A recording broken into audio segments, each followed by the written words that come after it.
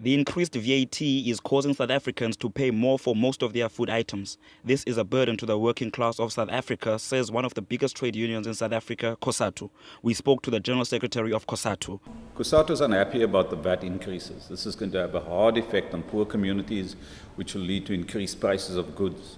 COSATU wants the government to put in place a more progressive tax system, which puts the tax burden on wealthier communities, not on poor working class communities. So COSATU's taken the advice from government that they're putting together a committee to look at the additional zero rating of foodstuff. We don't mind if the food of the wealthy increases to 15%, but we can't have the food of the poor people also increase by another percentage of VAT. So that's what COSATU is looking forward to from government. If they do not respond favorably, then COSATU will take action against this VAT hike. We spoke to economics professor Matthew Ockrent from the University of Western Cape in Bellville, who felt from an economic standpoint, the VAT increment was a necessity. Well, I think the Treasury had no option, they had no choice than to go for increase in VAT. That was the only viable option.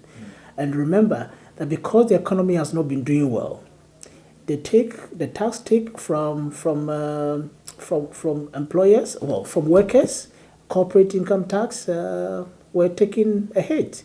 And the VAT increment was the only way that they could rake in substantial resources. Yeah. Well, certainly there's got to be taxation.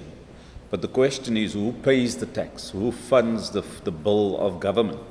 We're saying it can't be the poor people that fund the bill. Already we're funding the profits of the big companies. So the big companies must pay the tax bill, as well as those who stole under apartheid, who are multimillionaires today, they must pay the tax bill. Many of these consulting firms have shown that they're not concerned about the country. They've all been involved in the state capture issues, where their corruption has made them rich. Now they want to tell us what to do as a country. We must do what's right for the majority of our people, and a VAT hike increase is not the right thing for our people. Well, I think the question we need to ask ourselves is this. Why are we increasing VAT? It's because there's a gap in the revenue that government is able to collect. Now, there's a shortfall of almost 50 billion rand. Now, if you say, look, don't let us touch the VAT, then put onto the table an option, a way to fill that gap. But thus far, nobody have been able to put anything on the table to say, look, forget about VAT, but use this approach to raise the resources that one needs.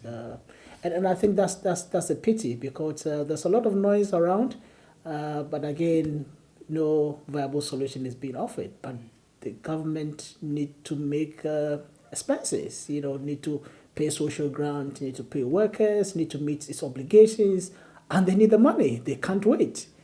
And I think on that basis, one finds it difficult to support the argument that the VAT shouldn't have been increased. A COSATU-led protest to have the VAT increment reversed has been confirmed for the 12th of April at 10 a.m.